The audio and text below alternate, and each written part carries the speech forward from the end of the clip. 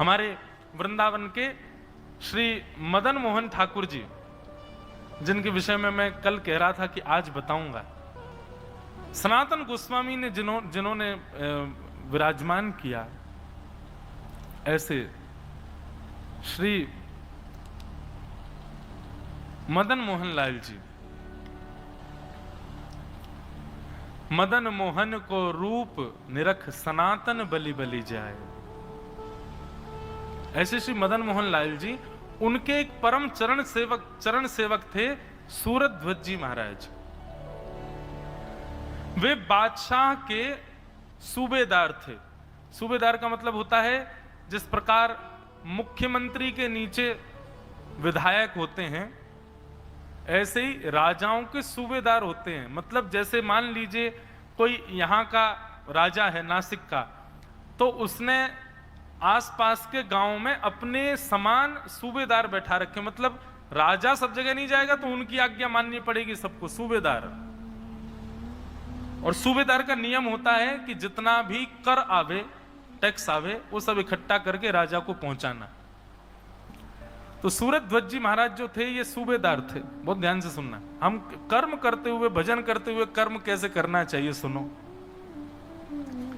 तो सूरध्वज जी महाराज सूबेदार थे बादशाह के।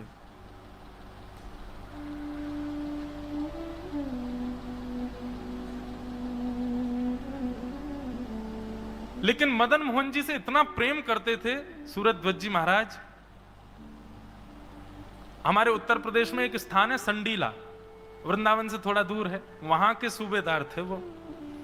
इतना प्रेम करते थे कि सूबेदार तो थे, परंतु फिर भी वो यही अवकाश ढूंढते रहते थे, मैं वृंदावन कब जाऊं, श्री मदन मोहन जी का दर्शन करना है मुझे।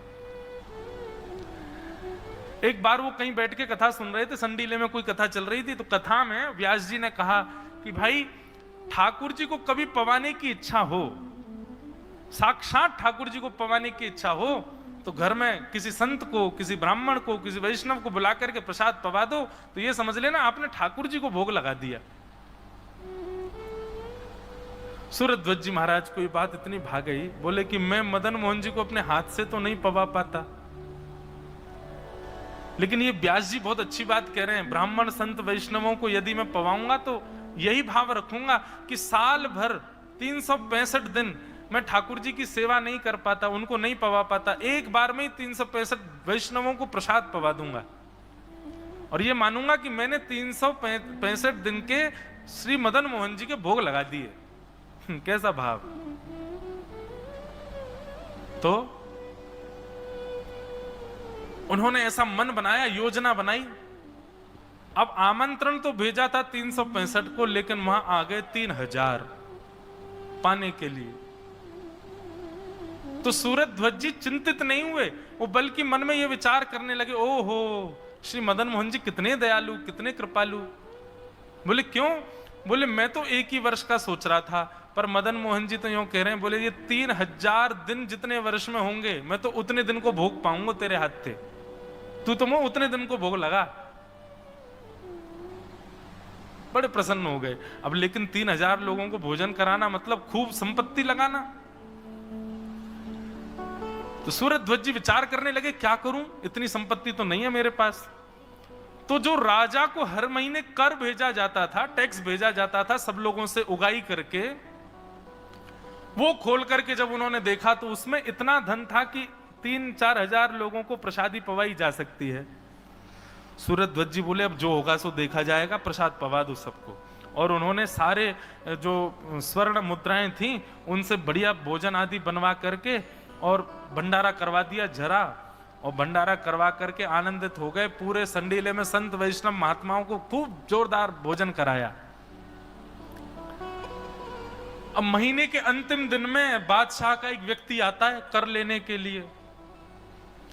वही दिन था आज, वो कर लेने के लिए आ रहा था। सूरध्वज जी महाराज विचार करने लगे, आज तो कोड़े पड़ेंगे हम में, क्योंकि वो कर मांगने आएगा, हम तो सारा कर जो है संतों को खवा चुके, अब क्या देंगे। तो सूरध्वज जी ने उस पेटी में खूब सारे कंकड़ पत्थर भर दिए, और पत्थरों से कंकड़ों से भर करके उसमें एक पर्ची लिख करके राजा के यहां भिजवा दी।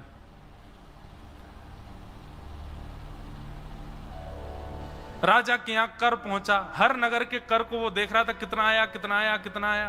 बोले संडीले से क्या आया? बोले संडीले से तो बड़ा भारी नग आया महाराज जी, इस बार तो बहुत कर आया वहां से। बोले लाओ खोल के दिखाओ। खोल करके देखा तो उसमें मोटे मोटे पत्थर रखे थे, और पत्थर के ऊपर एक पर्ची में सूरध्वज जी महाराज ने पत्र लिख करके भेजा। राजा बोले पत्थर भेजे इसने, इसको बंदी बनाओ। बोले महाराज जी कुछ लिख के भी भेजा। बोले पढ़ के सुनाओ क्या कह रहा है। बोले सूरध्वज जी कह रहे हैं 100 संडीले उपजे, 100 संडीले उपजे मतलब मैंने 100 नगों की, 100 स्वर्ण मुद्राओं की उगाई की। 100 संडीले उपजे, सब संतन मिल गटके, सब संत मिलके गटक गए, सब खा गए। आधी रात मदन मोहन सूरदास श्री वृंदावन को सटके। 100 संडीले उपजे, सब संतन मिल गटके, मदन मोहन सूरदास वृंदावन को सटके। और लिख करके पत्थर भेज दिए राजा के। राजा को पहले तो क्रोध आया, लेकिन जब पर्ची उसने सुनी तो थोड़ा प्रसन्न हो गया। बोले चलो अपने प्रयोग में लेता तो मैं नाराज हो जाता, लेकिन इसने संत सेवा की है इसलिए मुझे कोई पीड़ा नहीं, कोई बात नहीं।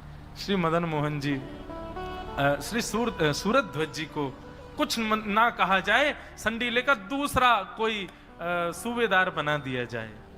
हम उनकी सेवा से बड़े प्रसन्न हैं। तो